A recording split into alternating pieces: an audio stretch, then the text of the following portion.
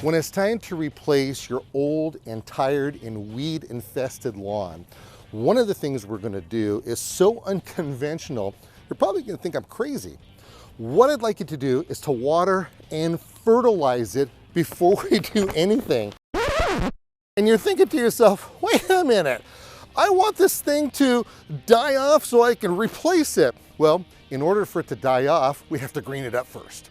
You see, there's a lot of juices that are inside of the plant that we have to start motivating to start growing. And that's all the way down through the leaf surface, all the way into the roots. And the best way to do that is to water and fertilize. But that doesn't necessarily mean we're going to be able to kill everything off in one spray, is it? That's correct, Nick. I had a professional company come in. They did a fantastic job spraying, as you can see, but there are still a few little green spots left that I'm going to have to just take care of them today by spraying them out. And that's why the fertilizing is really important in the watering, because what it's going to do, it's going to tickle all of those dormant weed seeds and roots that are down there, and they'll start manifesting themselves. And then when you start seeing them after everything else is dead, because you're going to see them really easily. That's correct.